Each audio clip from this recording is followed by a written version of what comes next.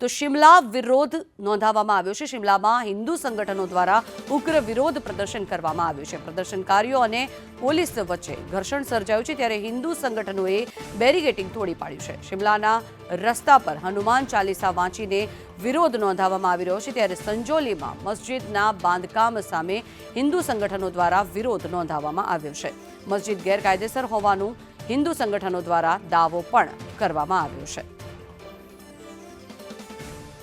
તો હિન્દુ સંગઠનો દ્વારા વિરોધ નોંધાવવામાં આવી રહ્યો છે, ત્યારે સંજોલીમાં મસ્જિદના બાંધકામ સામે હિન્દુ સંગઠનો દ્વારા સતત વિરોધ પ્રદર્શન કરવામાં આવી રહ્યું છે। પોતાનો વિરોધ જે રીતે દર્શાવવામાં આવી રહ્યો છે, રોડ રસ્તા પર એકત્ર થઈ હનુમાન ચાલીસા અહીંયા કરવામાં આવી રહ્યા છે અને તે પ્રકારે હિન્દુ સંગઠનોના અનેક લોકો અહીંયા એકત્ર થયા છે। આ દ્રશ્યો આપ જોઈ રહ્યા છો, જેમાં ખૂબ જ મોટી સંખ્યામાં લોકો રોડ રસ્તા પર આવી ગયા છે અને હનુમાન ચાલીસા વાંચીને પોતાનો વિરોધ દર્શાવી રહ્યા છે। ત્યારે શિમલાના રસ્તા પર માત્ર અત્યારે હાલ બેરિકેડિંગ લગાડવામાં આવી રહ્યા છે। પોલીસ દ્વારા આ જે સમગ્ર મામલો છે તેને સાચવવાનો પ્રયત્ન કરવામાં આવી રહ્યો છે, પરંતુ અહીંયા સતત લોકોની સંખ્યામાં વધારો થઈ રહ્યો છે। હિન્દુ સમાજમાં અત્યારે ભારે રોષ છે।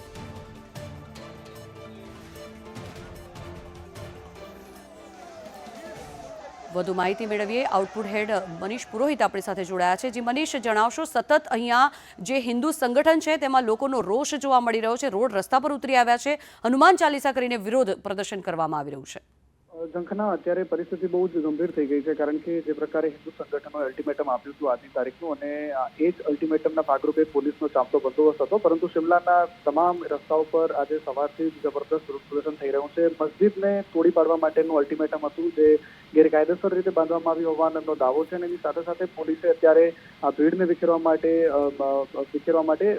હળવો લાઠીચાર્જ પણ કર્યો છે। એની સાથે સાથે વોટર કેનનથી પણ અત્યારે એ લોકોને હટાવવા માટેના પ્રયાસો થઈ રહ્યા છે, પરંતુ બીજી બાજુ લાંબા સમયથી આ લોકોની માંગ હતી કે અહીંથી આ જે મસ્જિદ છે, મસ્જિદ બહુ વિવાદિત જગ્યા પર બનાવેલી છે, સરકારી જમીન છે, અને સરકારી જમીન પર બનાવેલી આ મસ્જિદને હટાવી દેવામાં આવે। સંજોલીમાં આ સવારથી જ કમલ ગૌતમ, જે ત્યાં હિન્દુ જાગરણ મંચના મોટા નેતા છે, એમને હિરાસતમાં લેવામાં આવ્યા હતા, અને ત્યારબાદ આ મામલો વધારે વિચરતો ગયો। સંગઠનો દાવો કર્યો છે કે 1 ડઝન કરતા વધારે નેતાઓને તો એ લોકોએ ગિરફ્તાર કરી લીધા છે। ડ્રોનથી આખા વિસ્તારમાં અત્યારે નજર રાખવામાં આવી રહી છે। ધની ટનલ છે, એની આજુબાજુમાં જે ટનલની આજુબાજુમાં તમામ જે રસ્તાઓ છે બંધ કરી દેવામાં આવ્યા છે। ઘર્ષણ એ હદે વકર્યું હતું કે હજારોની ભીડ હતી। બીજી બાજુ પોલીસના જે જવાનો છે એમની વચ્ચે પણ રેસરનું ઘર્ષણ થયું હતું, અને આખા શિમલામાં 163 ધારા લગાવી દેવામાં આવી છે। પોલીસ વારંવાર ફ્લેગ માર્ચ કરતી હતી, કારણ કે એમને અલ્ટિમેટમ આપેલું હતું, પરંતુ અત્યારે પરિસ્થિતિ બહુ જ ગંભીર થતી હોય તેવું લાગી રહ્યું છે। બેરિકેડ તોડીને પ્રદર્શનકારીઓ આગળ વધી રહ્યા છે તેવું પણ અત્યારે દ્રશ્યોમાં જોઈ શકાય છે। હિન્દુ સંગઠનો ઘણા લાંબા સમયથી આ પ્રકારની માંગ કરતા હતા અને એમનો દાવો છે, અને એની સાથે સાથે મલિયાણામાં પણ મારપીટ અને ત્યારબાદ એક આખો મામલો વકર્યો હતો। આખા ઘટનાક્રમની જો વાત કરવામાં આવે તો 31 ઓગસ્ટની સાંજે 2 જૂથો વચ્ચે ત્યાં સામાન્ય મારામારી થઈ હતી, અને ત્યારબાદ વિશેષ સમુદાયના લોકોએ સ્થાનિક વ્યક્તિને માર્યો હતો, અને ત્યારબાદ 2 નાબાલિગ, એમાં જે સગીર આરોપીઓ હતા, એમની ધરપકડ કરવામાં આવી હતી, અને 5 સપ્ટેમ્બરે આ પ્રદર્શન માટેની એ લોકોએ જાહેરાત કરી હતી, અને એમની એક જ માંગ હતી કે કોઈ પણ થાય પરંતુ આ મસ્જિદ જે છે એને હટાવવામાં આવે, એને તોડી પાડવામાં આવે, અને આ જ એક માંગને લઈને છેલ્લા ઘણા સમયથી તંગદિલીભર્યો માહોલ છે શિમલામાં, અને આજની પરિસ્થિતિ બહુ જ બદથી બદતર થતી હોય તેવું લાગી રહ્યું છે। પરંતુ પોલીસ અત્યારે આ ટોળાને વિખેરવા માટે, પ્રદર્શનકારીઓને શાંત કરવા માટે તમામ પ્રયત્નો કરી રહી છે। કાયદો અને વ્યવસ્થાની પરિસ્થિતિને જાળવી રાખવા માટે પોલીસ અત્યારે બળનો પ્રયોગ પણ કરતી નજરે પડી રહી છે, કારણ કે હળવો લાઠીચાર્જ કર્યો છે, લોકોને શાંત કરવાની કોશિશ કરી રહી છે, પરંતુ પ્રદર્શનકારીઓ બેરિકેડિંગ તોડીને આગળ વધી રહ્યા છે। અને આ બધાની વચ્ચે હિન્દુ જે સંગઠનો છે તેમણે રસ્તા પર બેસીને હનુમાન ચાલીસા, જય શ્રી રામના નારાઓ બોલાવવાનું પણ શરૂ કરી દીધું છે। સવારથી જ હનુમાન ચાલીસાના પાઠ ચાલી રહ્યા છે, પરંતુ જેમ તેમ કરીને પોલીસ આખા મામલાને શાંત કરવામાં લાગેલી છે।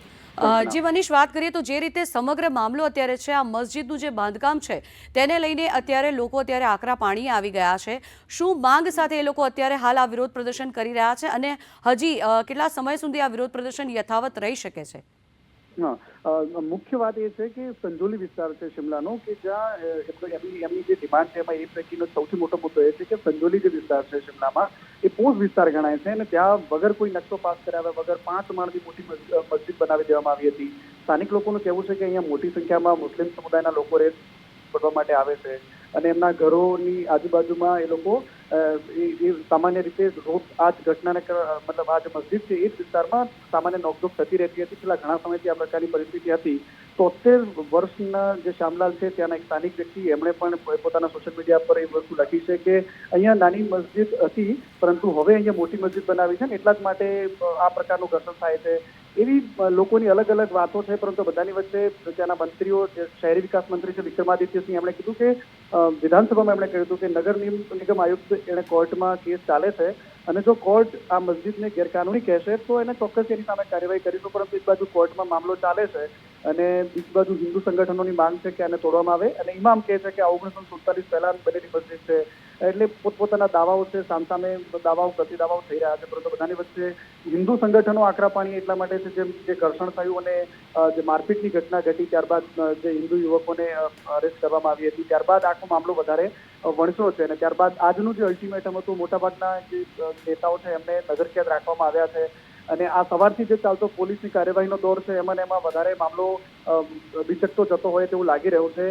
મુદ્દાની વાત એ છે કે ભાઈ એમણે એવું ઇમામ જે છે તેના ઇમામ એવું કહી રહ્યા છે, મસ્જિદના જે ઇમામ છે એમણે એવું કીધું કે 1947 પહેલા મસ્જિદ બની ગઈ હતી અને ત્યારે કાચી હતી, 2 માળની મસ્જિદ હતી, પરંતુ લોકો બહારથી જ્યારે નમાઝ પડતા હતા પરંતુ હવે એમના વધારે તકલીફ પડતી હતી. એના માટે હવે આનું બાંધકામ મજબૂત કર્યું છે. 5 માળની આખી આ બિલ્ડિંગ મસ્જિદ છે બનાવી દેવામાં આવી છે.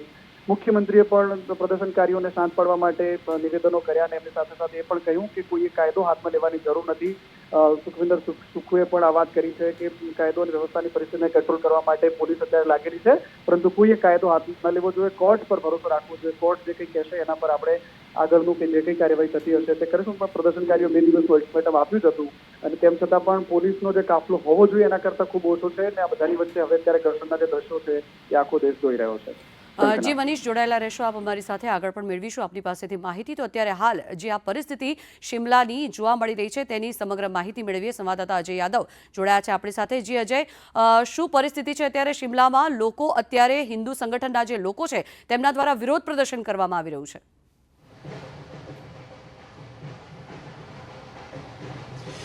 देखिए, अभी के जो हालात खास करके शिमला के संजौली में देखने को मिल रहे हैं, इसकी आशंका बहुत पहले से थी. हालांकि हिंदू संगठनों की तरफ से जो संजौली की मस्जिद है उसके सामने लगातार प्रदर्शन किया जा रहा था. हालांकि आज जो प्रदर्शन की इजाज़त हिंदू संगठनों की तरफ से मांगी गई थी, लेकिन प्रशासन की तरफ से ये इजाज़त नहीं दी गई थी. बावजूद इसके बड़ी संख्या में जो हिंदू प्रदर्शनकारी हैं वो वहाँ पर जमा थे और उनके द्वारा लगातार प्रदर्शन किया जा रहा था. हालांकि किसी भी तरह का कोई टकराव न हो या प्रदर्शनकारी मस्जिद की तरफ बढ़ने न पाए, इसको लेकर के पुलिस के द्वारा बैरिकेडिंग की गई थी और ये पुख्ता इंतजाम किया गया था कि किसी भी सूरत में जो हिंदू प्रदर्शनकारी हैं मस्जिद की तरफ बढ़ने न पाए. लेकिन ताज़ा हालात की अगर बात करें तो प्रदर्शनकारियों ने न सिर्फ पुलिस के बैरिकेड तोड़े हैं बल्कि मस्जिद की तरफ बढ़ने की कोशिश की गई है. हालांकि मस्जिद के सामने अभी भी बड़ी संख्या में पुलिस फोर्स की तैनाती की गई है, लेकिन जब प्रदर्शनकारी बैरिकेड तोड़ करके मस्जिद की तरफ बढ़ने की कोशिश की है तब पुलिस के द्वारा न सिर्फ प्रदर्शनकारियों पर लाठीचार्ज करने की कोशिश की गई है बल्कि उन्हें हटाने का लगातार प्रयास किया जा रहा है. जबकि हिंदू संगठनों की तरफ से लगातार इस पूरे मामले को लेकर के अपना विरोध प्रदर्शन जताया जा रहा है और ये कहा जा रहा है कि जो पहले 19 की संख्या में रोहिंग्या मुसलमान संजौली इलाके में थे उनकी संख्या बढ़ करके 1900 हो चुकी है. और यहाँ तक कि जिस मस्जिद को लेकर विवाद है, हालांकि ये विवाद काफ़ी पुराना है, करीब 10 से 12 साल कहा जा रहा है और कहा जा रहा है कि जब ये मस्जिद बनी थी तब एमसीडी की तरफ से जो है सिर्फ 1 मंजिला मस्जिद बनाने की इजाज़त दी गई थी, लेकिन रातों रात ये जो मस्जिद है 4 मंजिला बन गई है और इसमें कहीं न कहीं प्रशासन की मिलीभगत है. और खास करके एक ऐसे चौराहे पे जो काफ़ी व्यस्तम चौराहा माना जाता है और वहाँ पर इस तरह की मस्जिद अचानक रातों रात बन जाना कहीं न कहीं रोहिंग्याओं का या कह सकते हैं कि लोकल समाज से टकराव का सीधा सीधा सबूत है. इस तरह का आरोप जो हिंदू संगठन है उनके द्वारा लगातार लगाया जा रहा था. हालांकि आज बीजेपी का भी एक स्टेटमेंट आया है और बीजेपी की तरफ से कहा गया है कि जो लगातार हिंदू समुदाय के द्वारा प्रदर्शन किया जा रहा है उस मामले को कांग्रेस सरकार गंभीरता से ले, नहीं ये टकराव की स्थिति काफी भयानक रूप ले सकती है. हालांकि आज छोटा सा ही नमूना देखने को मिल रहा है, लेकिन तनाव निश्चित तौर पे बरकरार है. प्रदर्शनकारी जो है लगातार कई दिनों से प्रदर्शन कर रहे थे, उन्होंने धारा 144 लागू होने के बावजूद बैरिकेड तोड़ करके मस्जिद की तरफ बढ़ने की कोशिश की है। लाठीचार्ज उनके ऊपर किया गया है, लेकिन प्रदर्शनकारी अभी भी डटे हैं, जबकि पुलिस के द्वारा कोशिश है कि किसी भी सूरत में ये प्रदर्शनकारी मस्जिद के भीतर घुसने न पाए। तो जो तनाव लगातार कई दिनों से या कह सकते हैं कि हफ्तों से बना हुआ था, उसका आज एक रूप ये देखने को मिला कि तमाम प्रशासन की अनुमति न मिलने के बावजूद भी प्रदर्शनकारी बैरिकेड तोड़ करके मस्जिद की तरफ बढ़ने की कोशिश कर रहे हैं। जी धन्यवाद પૂરી જાણકારી કે लिए અજય। તો અત્યારે હાલ પરિસ્થિતિ કંઈ એવી છે કે રસ્તા પર કાર્યકરો અને પોલીસ વચ્ચે ઘર્ષણ સર્જાયું છે।